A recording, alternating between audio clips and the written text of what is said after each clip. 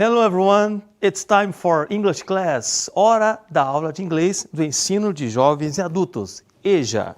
E aqui, Teacher Carlos na área, e eu tomo as devidas precauções, para poder conversar com vocês. Eu espero que todos estejam bem em seus lares, se cuidando, tá bom? Vamos começar a aula, tá bom? Então, eu vou terminar de me ajeitar aqui, enquanto isso, solta a vinheta aí.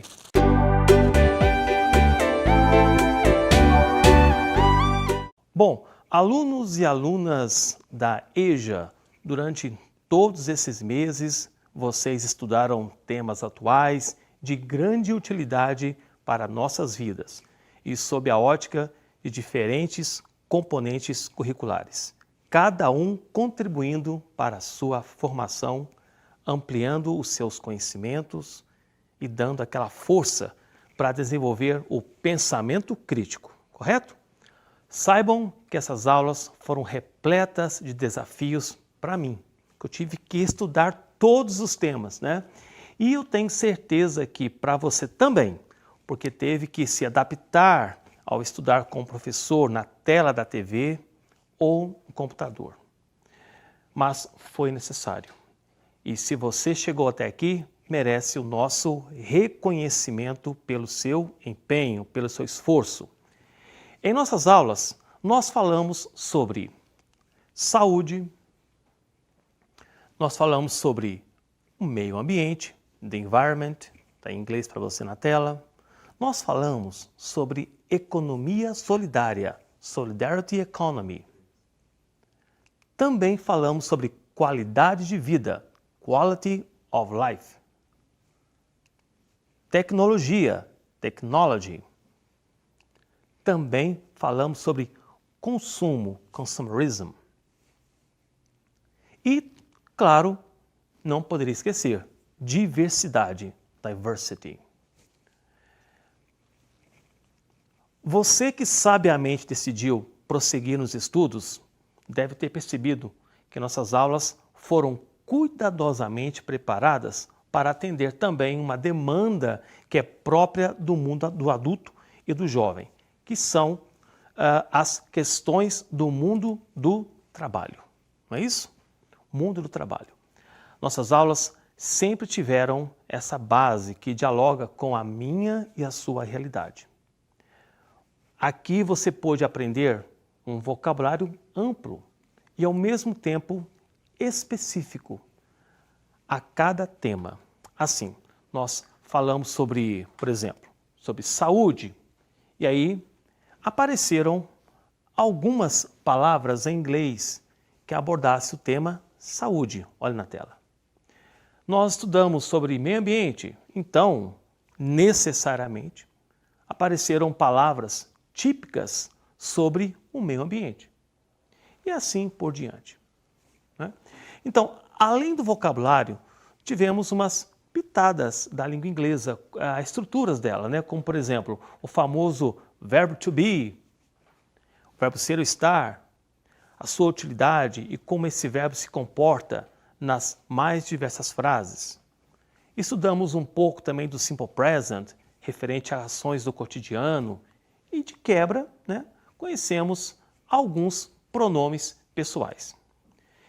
E em todas as videoaulas e em quase todas as atividades do portal Escola em Casa, você teve a oportunidade de conhecer ou reconhecer estratégias de leitura e os gêneros textuais.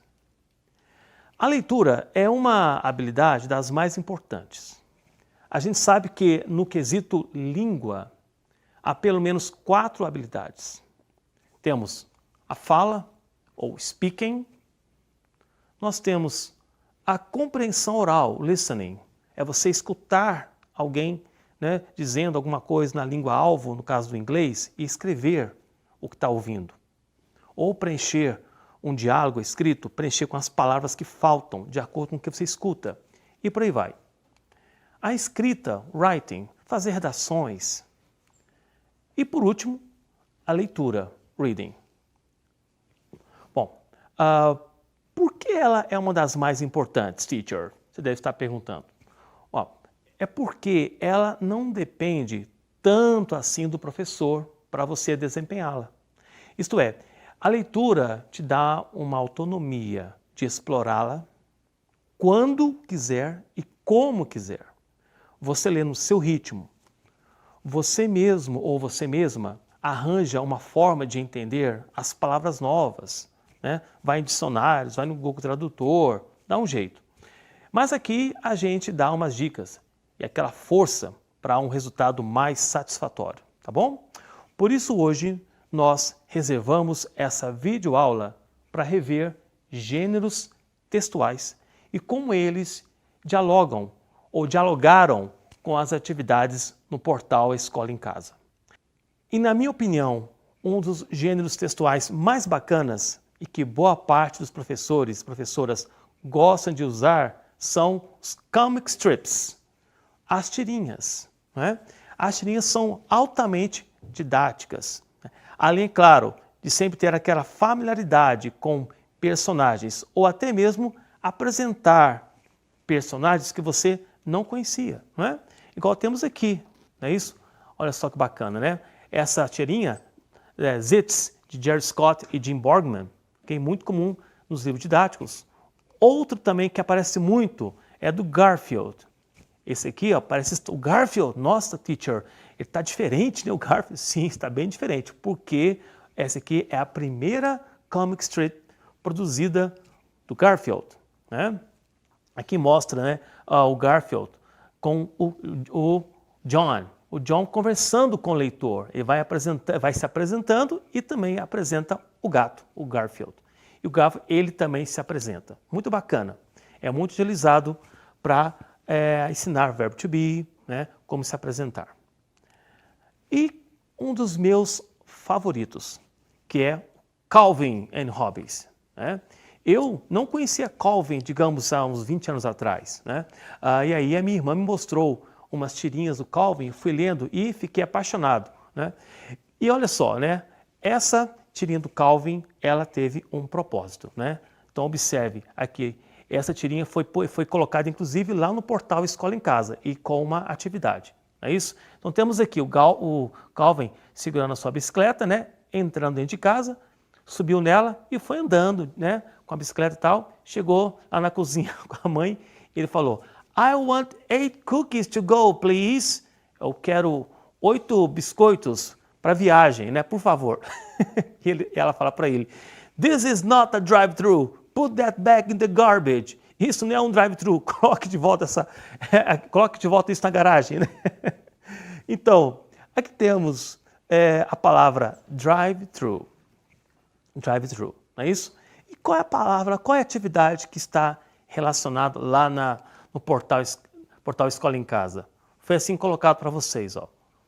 O garoto Calvin é estadunidense e aprendeu uma praticidade comum em seu cotidiano, o que é reforçado pela sua mãe, porém em forma de bronca. Qual é? O que os americanos, os estadunidenses, né, já conhecem há muito tempo? Qual é a praticidade que é? Aqui diz, né, na historinha. Olha só, é o drive-thru. Observe como é que está escrito lá, dessa forma. Essa forma que está aí em destaque é a forma mais informal, reduzida. Né? Nós geralmente conhecemos dessa forma que está aqui na tela, essa forma, drive-thru. Se a situação vivida no último quadrinho fosse transportada para a realidade, qual seria o meio de transporte e qual função cada personagem teria na lanchonete? Observe. Né? Bom, aqui eu fui abordar também outros quadrinhos. Olha só, primeiro aqui mostrando, né, a bicicleta, que talvez seria já o veículo dele, né? E aqui o Calvin, ele é o customer, ele é o cliente, né, digamos. E aqui a mãe dele sendo attendant, né, numa situação típica do drive-thru. Né? O drive-thru foi muito comum durante a pandemia, né? Aliás, está sendo comum ainda, né? Porque a pandemia não acabou, né? A pandemia da Covid-19. O brasileiro, talvez o mundo, se acostumou com palavras do tipo home office, delivery e lockdown. Assim, tivemos a ideia de elaborar uma atividade que abrangesse esses termos bastante utilizados por nós. Confira aí na tela. Hora de usar o que você sabe pela sua experiência de vida. Observe a tradução exata ou aproximada em língua portuguesa e escreva na frente como geralmente usamos no Brasil. Então, computador portátil, cachorro-quente, dama, mulher elegante. Computador portátil nós chamamos como de notebook. Cachorro-quente é muito comum encontrar hot dog. E dama, mulher elegante, observe, é lady. Tem mais. Maquiagem. Como é que seria maquiagem no inglês? É make-up. Aproximação de algo pelas lentes da câmera, né? Ok. Dá aqui um zoom, né? Zoom. Revelação de um enredo de filme ou série. Muito comum isso na internet, não é? Como é que é chamado? De spoiler. Exatamente. E tem mais dois ainda. Olha só. No hotel é a comunicação que fazemos antes de aproveitar a estadia. Como é que é chamado isso? De check-in, né? Check-in no inglês. Também é usado isso lá no aeroporto, quando você chega no aeroporto. A letra H significa carregando nos aplicativos e programas para computador. Loading.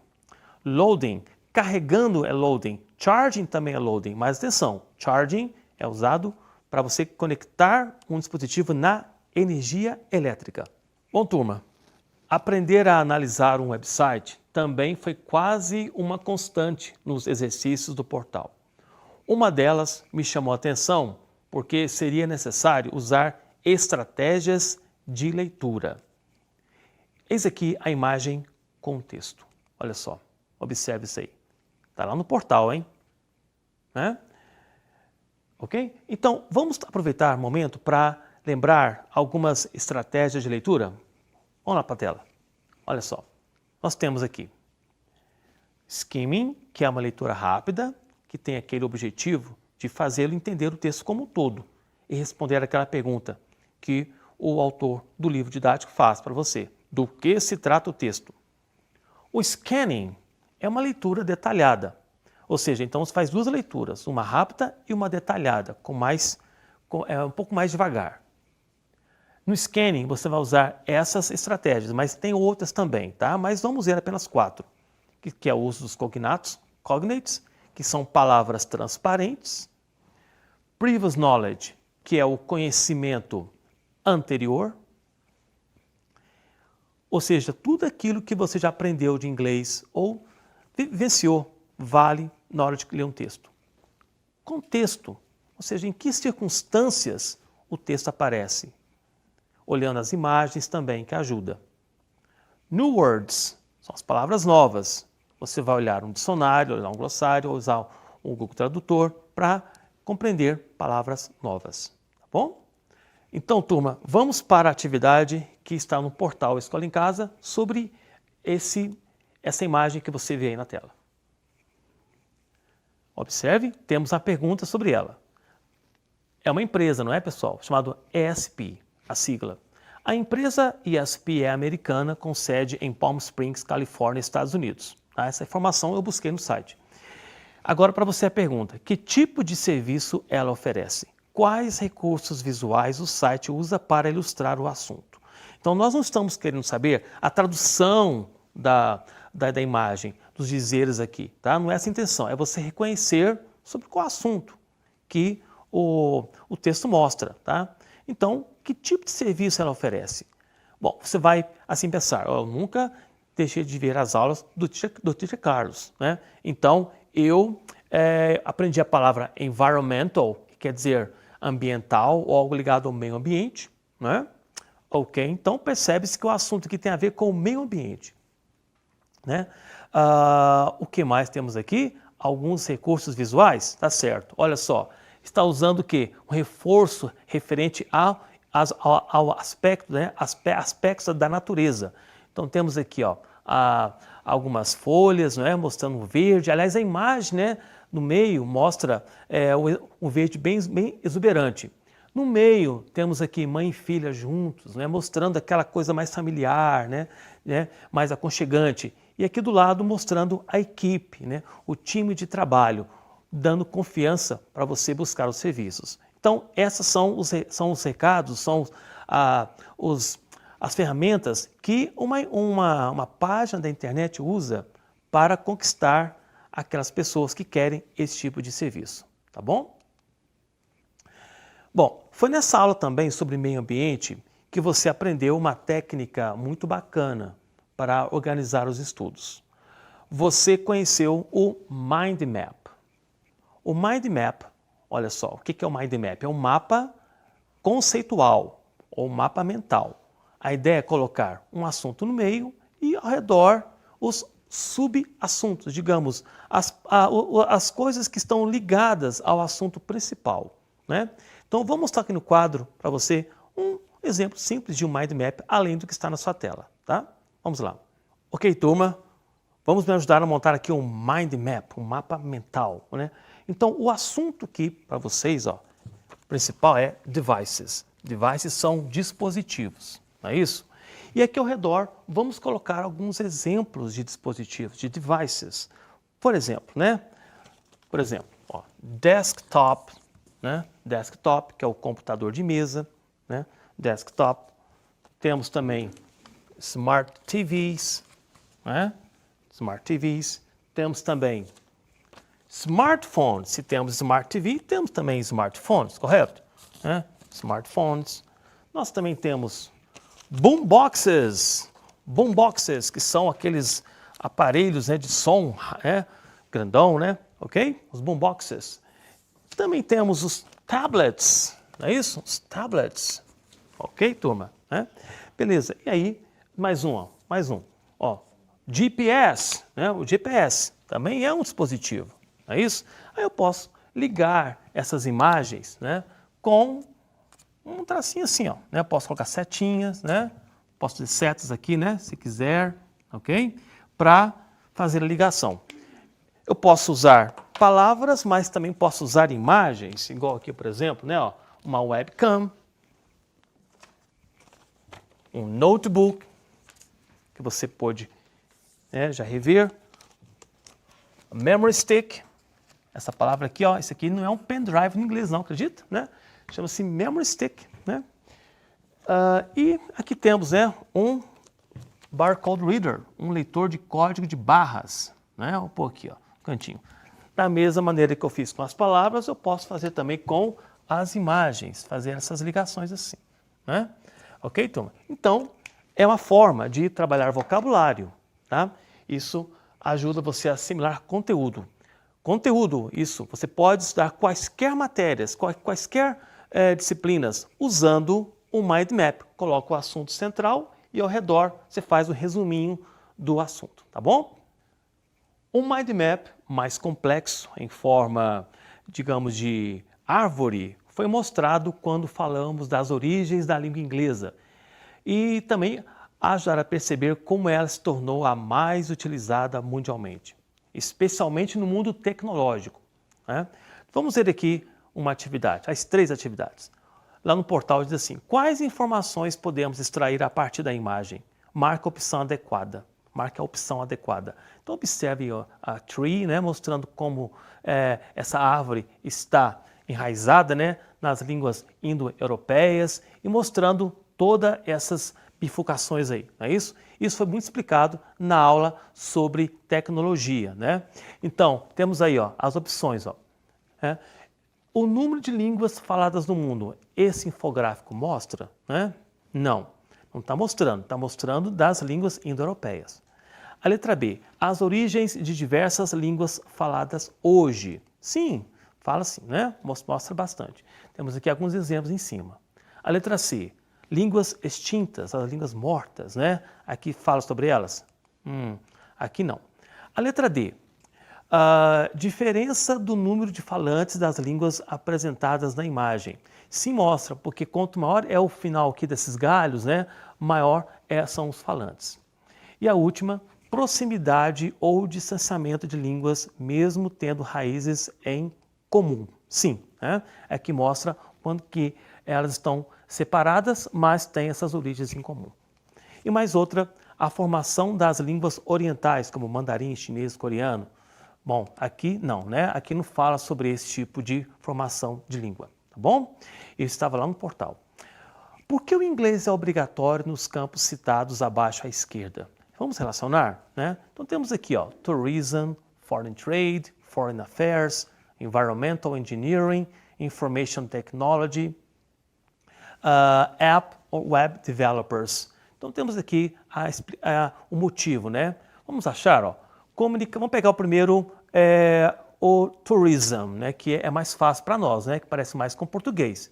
Então onde será que está o motivo de estudar inglês? Por que inglês é obrigatório na área do turismo, né? Aqui achamos aonde? Aqui, ó, né? Ó, contato com estrangeiros que visitam o nosso país a lazer, né? Próximo, vamos lá então agora. Então vou pegar aqui agora Web Developers, né? App Web Developers, são os aplicativos. Então, isso vamos ver aqui, ó. Sim, ó, conhecimento da linguagem da informática. Agora sim, vamos pegar Information Technology. Né? Sim, ó, uso de novos recursos tecnológicos, manuais e suporte a nível global. Né? E aí eu vou dar uma olhadinha, recordar, né, a aula sobre meio ambiente, sobre environment, e apareceu a palavra Environmental Engineering, empresas multinacionais para exploração sustentável, não é isso?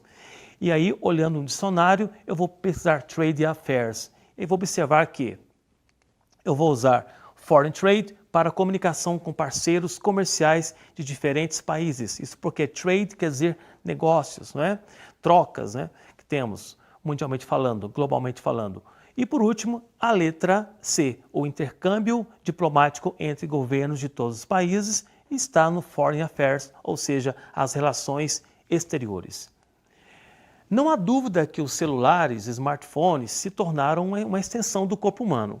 Com esse dispositivo, praticamente todas as necessidades de comunicação e informação são resolvidas com simples toques na tela.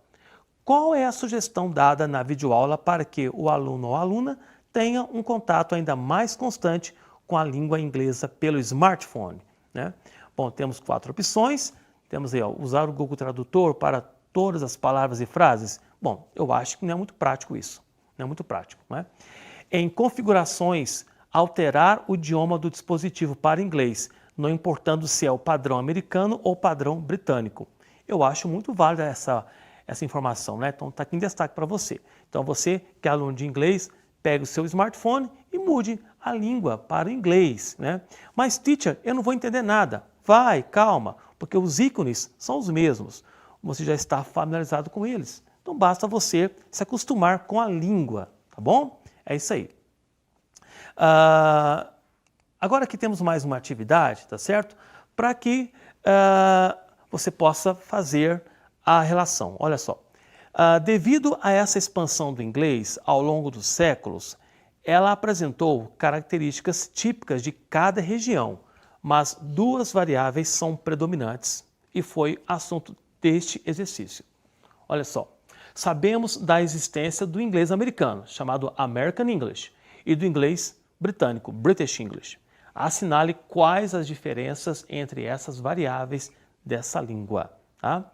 Vamos ver? Pronúncia, o sotaque é diferente. Sim, é bem diferente, não é? Por exemplo, o americano fala car e o britânico fala call. Né? Letra B, origens diferentes. As 2 variáveis tiveram raízes distintas. Não, né? Não vale. A letra C, ortografia. Escreve-se algumas palavras com pequenas mudanças. Exatamente, tem essa diferença. Center, né? Center. Então, por exemplo, a palavra center.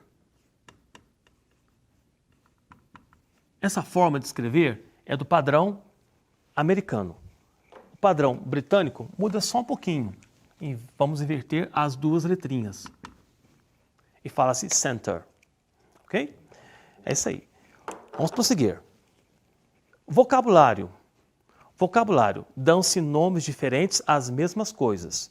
Exatamente. Né? Então, A palavra cookie, que é biscoito, né? Cookie ou biscuit. Cookie no americano, biscuit no inglês britânico. E gramática. Gramática, bom, a construção de frases tem regras gramaticais diferentes. Não, a gramática é a mesma tanto no inglês britânico quanto no americano, tá bom?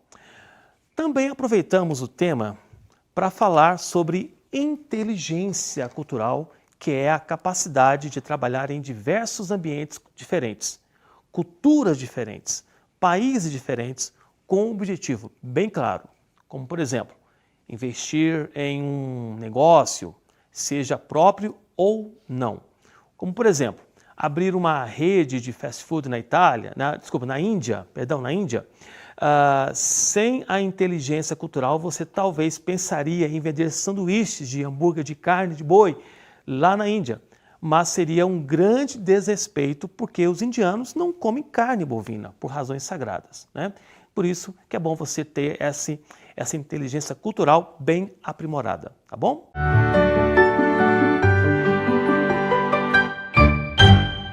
Bom, turma, aula no finalzinho, né? Mas eu jamais poderia me despedir sem deixar de agradecer a você, aluno, a você, aluna, por ter me acompanhado por todos esses meses nessa jornada do saber. Como disse lá no início, foi um desafio enorme e foi vencido. Eu sei que o inglês pode parecer um monstro de 7 cabeças, né? Mas você percebeu que se você trabalhar a noção de mundo e aprimorar a sua leitura, as dificuldades serão superadas. Eu deixo aqui essa imagem, uma mensagem final. Never give up. Jamais desista, nunca desista. Você não desistiu, seguiu firme e agora deve continuar. Você pode parecer pequeno perante os desafios, igual o ratinho aí, né, nessa imagem, e também aos perigos da vida, igual essa ratoeira, não é isso? Mas a sua determinação é maior. O capacete que ele usa é o que ele tem para se garantir. No seu caso, é o conhecimento. As pessoas podem tirar tudo de você, mas conhecimento nunca conseguirão, jamais, tá? Eu desejo a você bons estudos, porque tem mais aulas pela frente, né? E sempre, quando der saudades, vai lá no YouTube e assista quantas vezes quiser. Tá bom, pessoal? Um grande abraço para você. Live long and prosper, isto é, vida longa e próspera. Bye, bye.